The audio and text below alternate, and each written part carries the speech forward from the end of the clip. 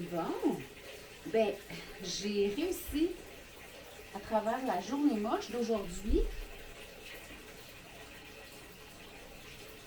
à trouver du temps pour faire une brassée.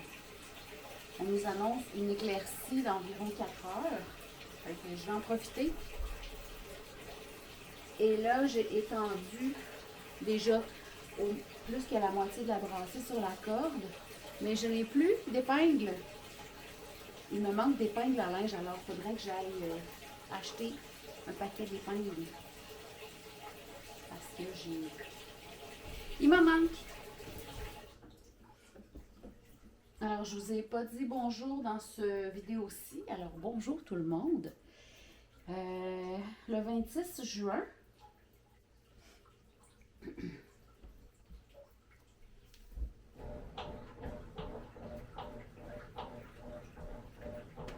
ouais, nous sommes le 26 juin et il est présentement à 10h et quelques, je crois. Ouais, 10h30. Je suis allée à Montmagny chercher... Oh, mais tu sais, je vais continuer ma vaisselle en vous parlant.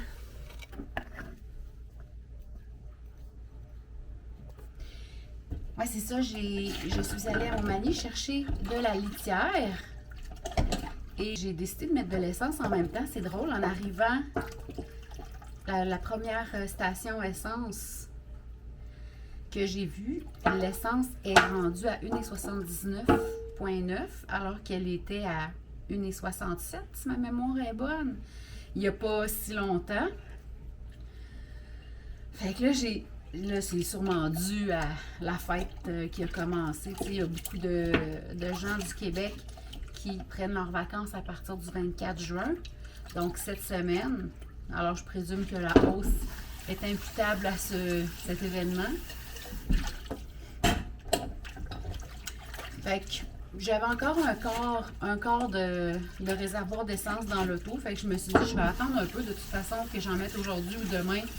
Le prix ne va sûrement pas augmenter si rapidement. Alors, il venait d'augmenter de 15 sous. Là, fait que... Puis je me suis dit, je vais aller au Ultramar, qui est un petit peu plus loin dans le village, parce que le Shell il est à la sortie de la 20. Fait que je me suis dit peut-être que celui près du boulevard Taché est moins cher. En effet, c'est ça. Au Ultramar, l'essence était à 1,63,9 ou 0,7. Je sais pas trop, ils jouent avec les demi-sous, alors qu'ils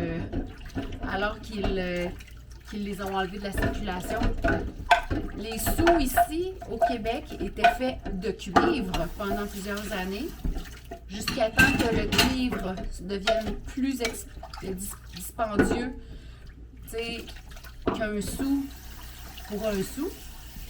Alors, il y avait des gens qui ramassaient les sous pour les vendre, les faisaient fondre et les vendaient pour le cuivre parce que ça valait plus cher. Alors, ils ont utilisé un autre matériau, je ne sais pas trop quoi. En tout cas, jusqu'au jour où ils ont décidé de les retirer de la circulation. Alors, si par exemple, vous payez comptant et que quand vous allez au magasin, le total s'élève à 1,67 par exemple, ben, les 2 sous sont sur le bras du marchand.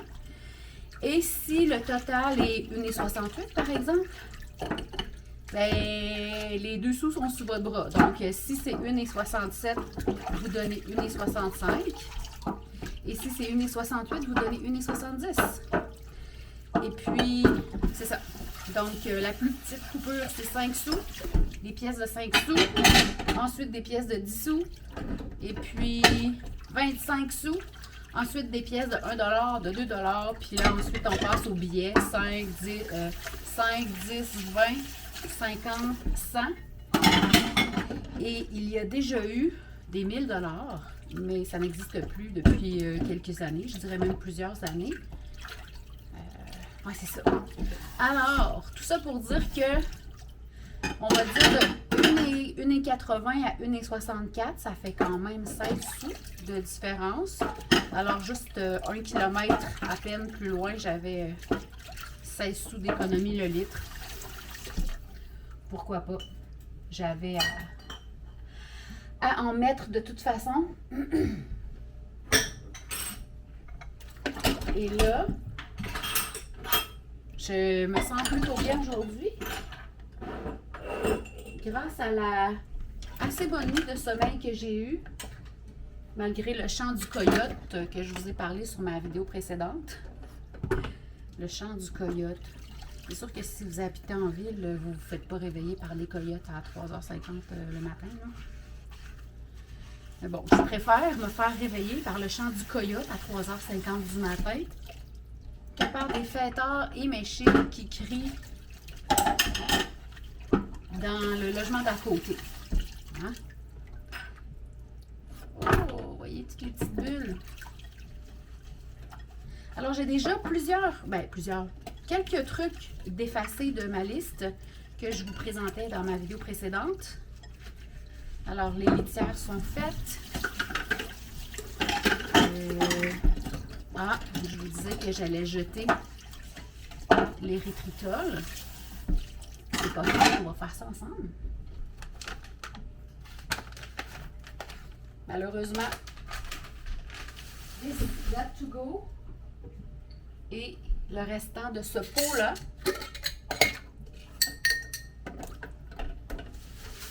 voilà, c'est fait. C'est fait! Parce que là, ça commence à bien faire, là, le sucrage, puis les cravings. C'est un goût qui passe, hein? Si vous réussissez à vous en passer pendant quelques semaines, on va se donner 15 jours, OK? 2 semaines. Si vous réussissez à passer à travers ces 2 semaines-là, sans goût sucré, après ça, vous en avez plus envie. Mais c'est un peu comme l'alcool, le goût sucré. D'ailleurs, le sucre agit dans le corps un peu comme l'alcool. Le foie travaille à éliminer le plus rapidement possible l'alcool de votre corps et pareillement le sucre. Donc, c'est pour ça qu'il brûle le sucre en premier. Il y en a qui disent que c'est le carburant préféré du corps. En fait, c'est que il va traiter le sucre en priorité dans votre sang, le glucose, parce que c'est un poison et qu'il faut qu'il l'élimine au plus vite. Ensuite, il va utiliser un autre carburant, les corps cétoniques. Et quand... je suis en train de me demander si j'ai de la visite parce que j'attends quelqu'un qui vient me livrer la viande. Mais je ne sais pas à quelle heure elle va passer. Ouais, donc c'est ça. Il va utiliser votre sang, le glucose dans votre sang en priorité, puis ensuite, il va utiliser les corps cétoniques.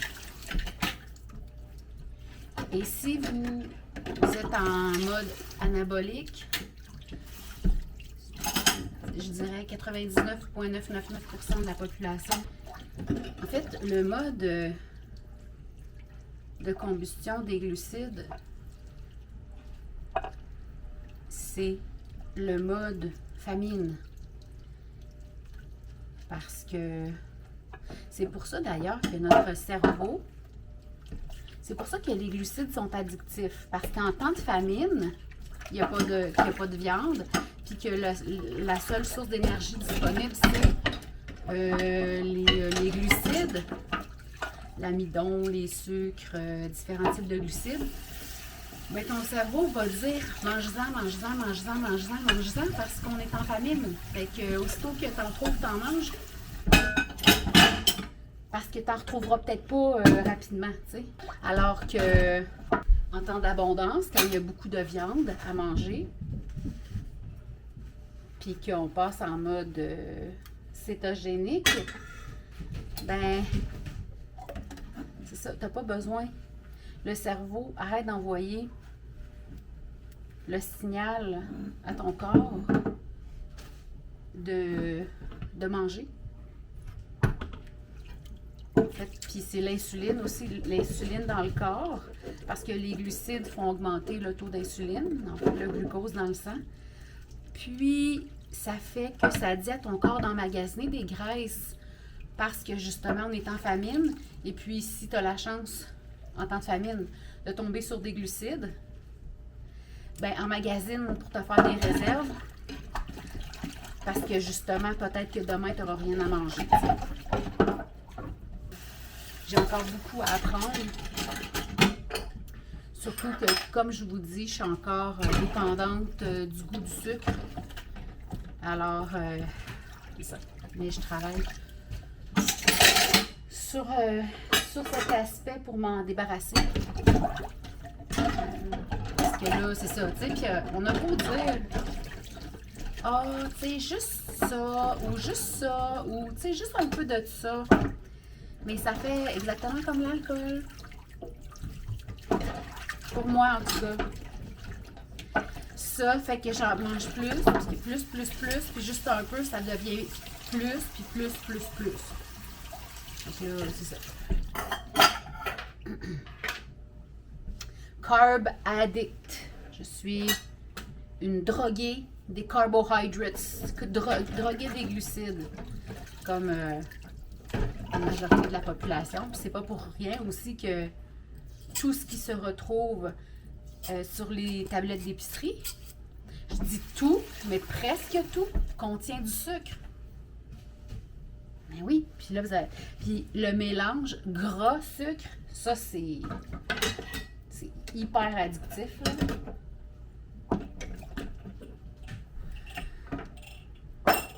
Hey, j'ai de la vaisselle, Colin, je l'ai faite il n'y a pas si longtemps, pourtant. C'est ça, mais j'ai cuisiné aussi. J'ai cuisiné des rillettes hier. Fait que c'est sûr que là, ben, j'ai pas fait la vaisselle sur le coup parce que j'étais pas en grosse forme cette journée-là. Là, aujourd'hui, ça va vraiment mieux. Là. J'ai réussi quand même à dormir, comme je vous disais. Malgré les coyotes. Je me plaindrai certainement pas des coyotes. On les entend principalement l'été, quand on les entend. C'est assez rare quand même, là. On les voit pas... On les entend pas si souvent que ça. Mais une fois, j'en ai vu un qui était juste au bout du champ, ici, au bout du terrain, en plein jour. Fait que, tu sais, il devait avoir faim. Mais là, j'aime pas trop ça, les voir sur mon terrain en plein jour. Parce que vous savez que j'ai des petites chatonnes. Et puis, ben, je veux pas qu'elles se fassent croquer par des coyotes. Bon, ben, je vais terminer la vaisselle. Ça achève. Puis, je vais vous reprendre tantôt dans un autre moment de la journée.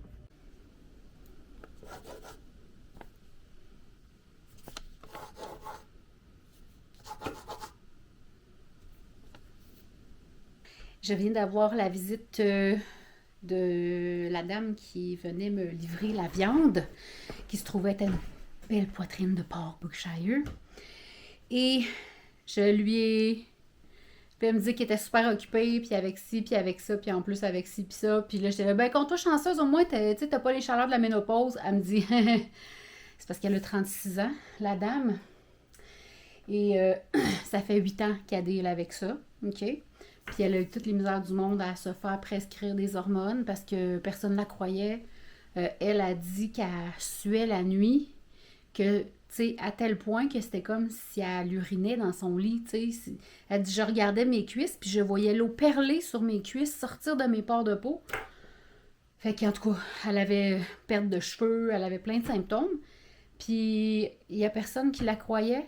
Elle avait d'autres symptômes aussi. Je vous fais une histoire courte. Finalement, elle a dû aller consulter dans une clinique privée, évidemment. Un médecin français qui est maintenant praticien au Québec, qui lui a dit, ben c'est sûr que tel symptôme, c'est dû à ça, puis tu sais, il lui a prescrit des hormones bioidentiques, puis ça a réglé ses problèmes. Puis je suis comme... Et lui dit qu'au Québec, on est 20 ans en arrière sur l'hormonothérapie. Pourquoi?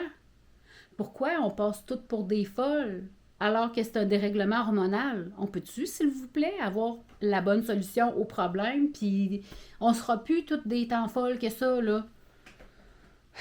Fait que c'est ça, je disais que je rencontrais mon médecin le 4 juillet, puis elle me disait bonne chance. Elle dit moi, je me suis battue, tu sais. Puis j'ai vraiment l'impression que faut que je me prépare, là. Tu sais, j'étais en mode, OK, je m'en vais me battre, là, puis il faut que je prépare mes arguments, puis tout, parce que je veux je veux me faire prescrire des hormones bioidentiques. C'est simple, c'est très simple, là, tu sais. Je m'en vais pas y demander une prescription d'opioïdes, là, tu sais. Alors que je sais que ça serait facile à obtenir. Plus facile que des hormones. Tu sais, je suis comme, pourquoi? Pourquoi, tu sais, pourquoi c'est comme ça? C'est débile. Puis, tu sais, au Québec, on paye des impôts pour un système de santé. Je dis santé entre parenthèses parce que des fois, c'est maladie, mais en tout cas. Puis, tu sais, je peux pas avoir le traitement que je désire. Pourquoi? En tout cas, fait, on verra qu'est-ce qui va se passer le 4 juillet. Mais si ça va pas comme je voudrais, puis si mon médecin est fermé du cul puis de la tête, ben, elle m'a donné sa référence. Fait que ils sont situés à quel endroit? Je crois qu'ils sont à Québec. Bon. Fait que là, le plus proche, ça serait à Lévis.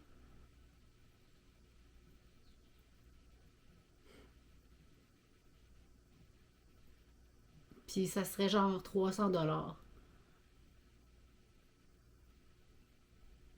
C'est moins pire que qu'est-ce que je pensais. En tout cas, je vais commencer par aller consulter au public, puis si ça donne pas de résultat, ben je vais aller au privé, là.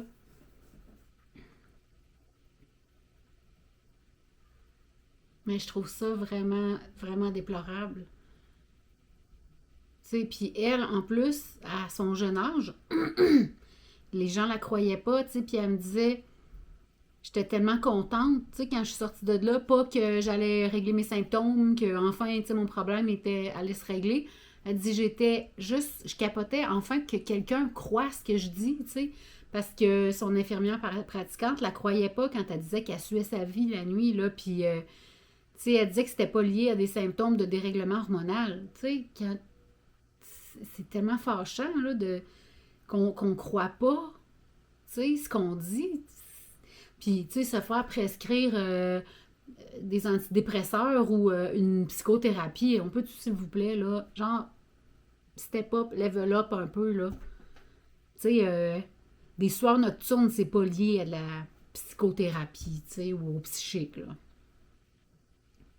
C'est fâchant. C'est très fâchant.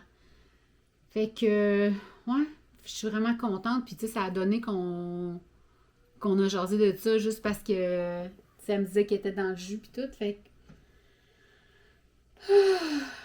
on dirait que ça me donne des munitions pour ma rencontre. J'aimerais ça, pouvoir que ce soit gratuit. Je paye déjà pour le système de santé, tu sais.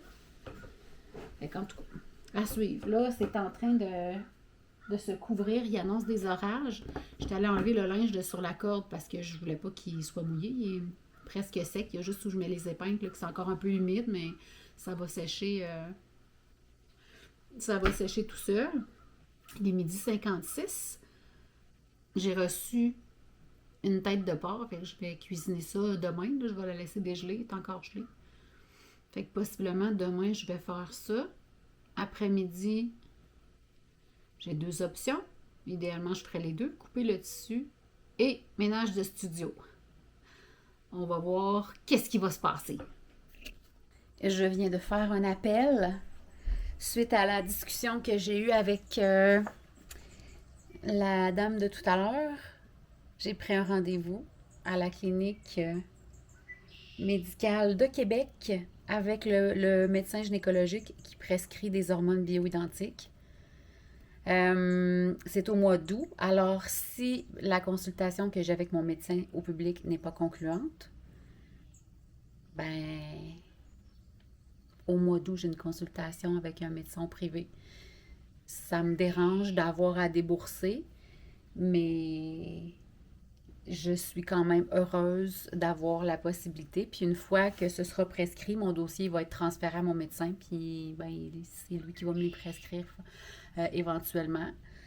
Euh, c'est ça. Mais je vais l'aviser. Je vais l'aviser, mon médecin, que s'il ne me prescrit pas ce que je lui demande, je vais au privé Et si éventuellement il ne veut pas et que je vais au privé, puis que il va partager mon dossier avec un autre médecin, ben coudonc, tu sais, c'est moi, là. On nous appelle des patients, mais on est des clients, tu sais. Je paye, moi, là. Si c'est pas au privé, je paye au public. Fait que si je paye pour un service, tant qu'à moi, je suis cliente, là. Fait que c'est ça. Ah, je suis tellement contente, là. Je suis tellement contente.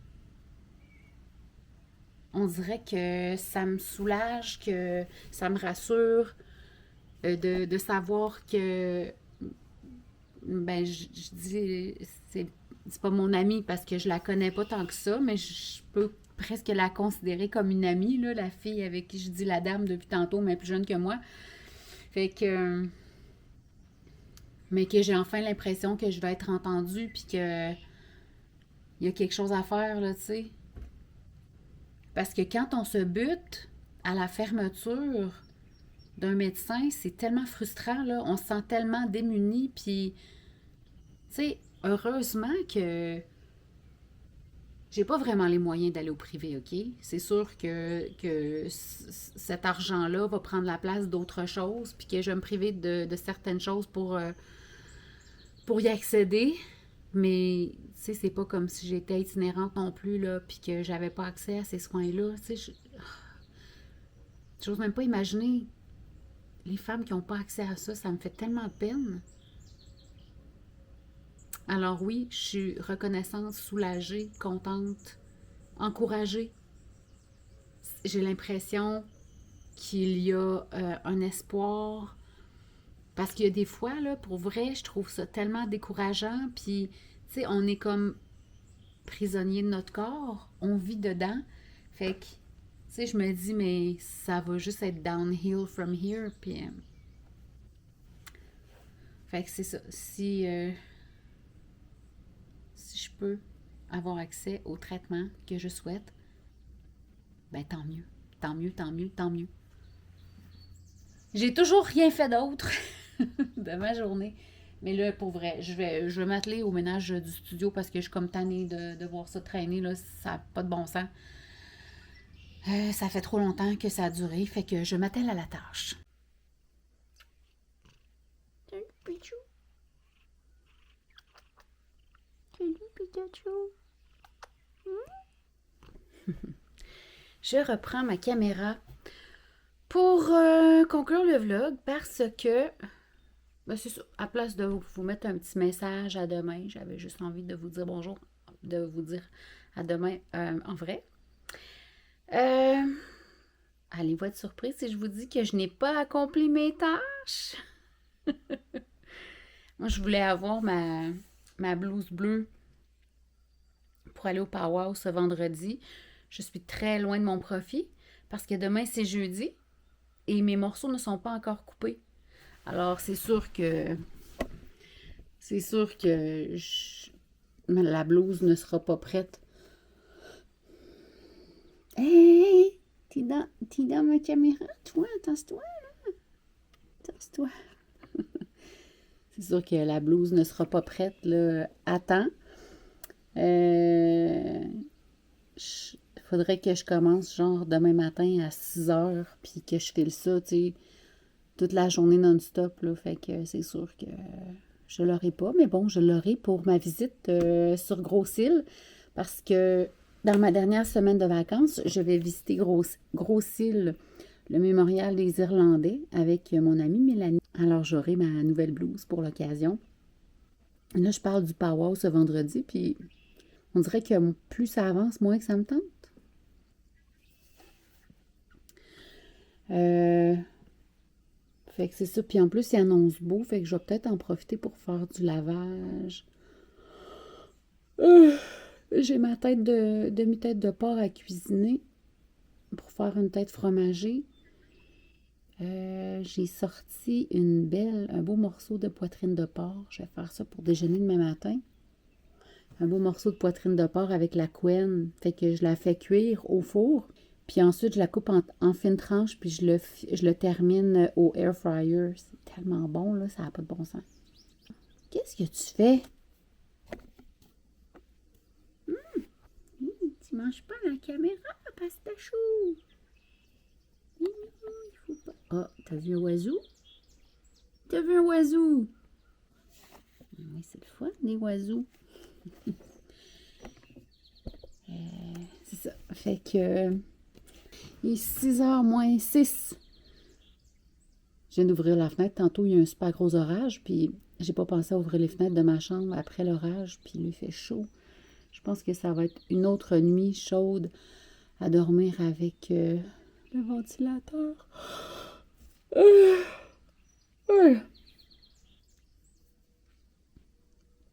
Un pistache? Oui.